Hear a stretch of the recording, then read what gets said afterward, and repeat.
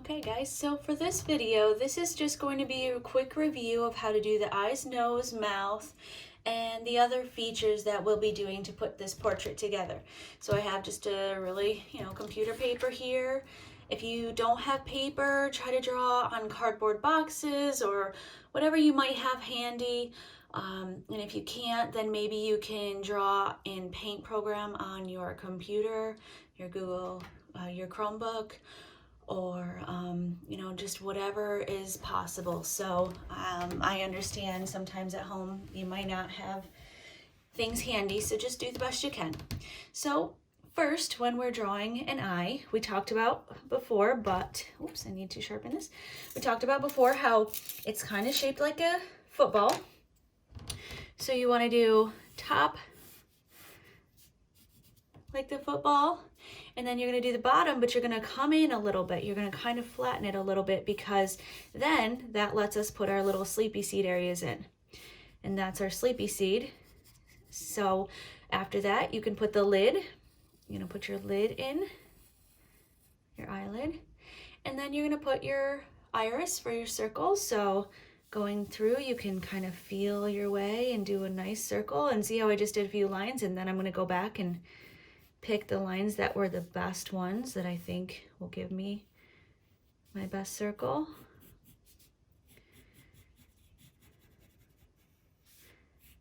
And then if you want to, you can erase, otherwise don't stress it. This is just practicing.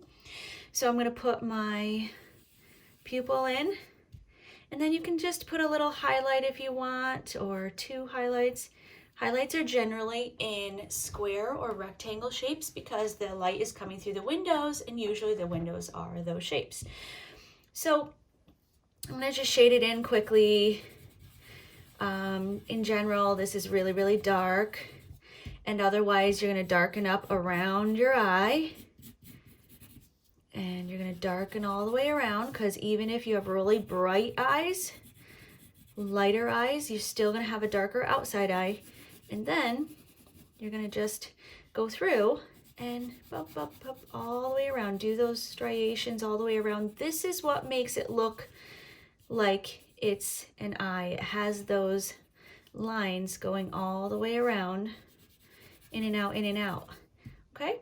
And you can shade more or less or whatever you want, but ultimately that's just how you start doing a practice eye. Okay? And when you're finishing it up, without too much shading, because we're not worrying about that now, you're going to do your eyelashes, but you're going to do it in the shape of a Nike sign.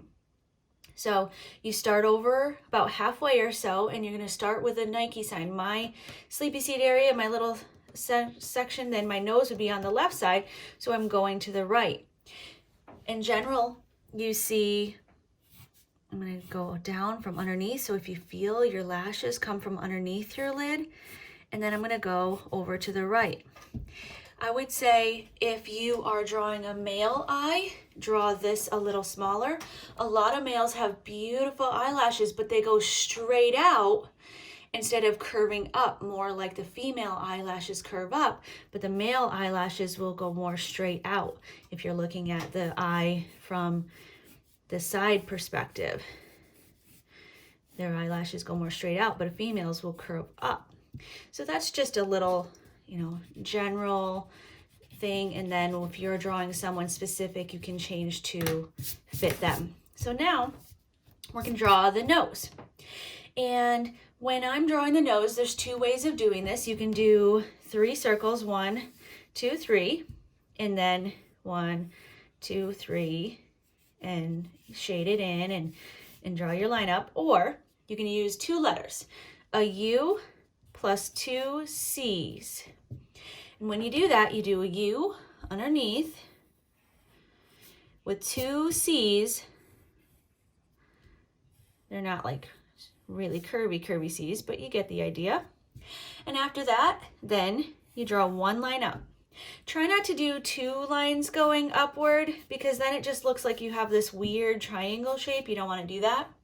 You want to have 1 line curving up, and then you can shade it in if you get to the shading step where it looks like it's got like that shadow around the nose. Also, if you want this to look a little more realistic, all you have to do, curve your nostrils down and around and shade underneath. So you just curve it underneath. And when you go to shade, you're shading around your nose. You're going to shade the highlight of your nose. This gets highlighted. You're going to shade around, and you can build it up so that it's a little more detail.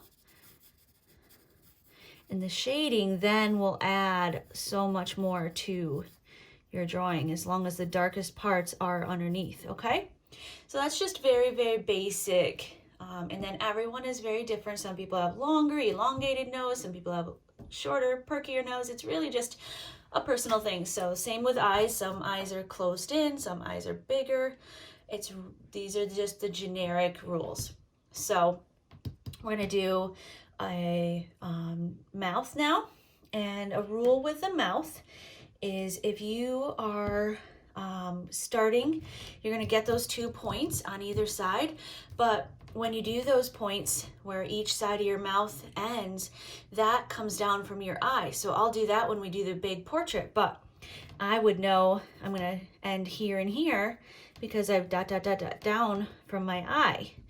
And now in the middle here, I'm going to do 2 circles and 1 oval. That allows me to go up the mountain, down the mountain, up the mountain, down, through the mountain, and under the mountain. And this is a wider mouth. If you have a wider mouth but your lips don't show as far, all you have to do is edit them in, you know, because some people have like this. And there you go. And then if your mouth is open, you essentially will do the same thing. So say your mouth is open here. You have the 2 points on each side. And I'm going to do the top 2 circles and a bottom circle down below because this is where my mouth is opening. So I'm going to do the same thing. Up the mountain, down, up, down, through. But now I have to do the bottom as well. Okay, so you can basically see how it continues, and then you'd have your teeth. Teeth are really a hard thing to do. So if you are doing a portrait and you feel confident to do teeth, I would be okay with that, but I would suggest staying away from doing teeth right away just because it can be definitely a challenge.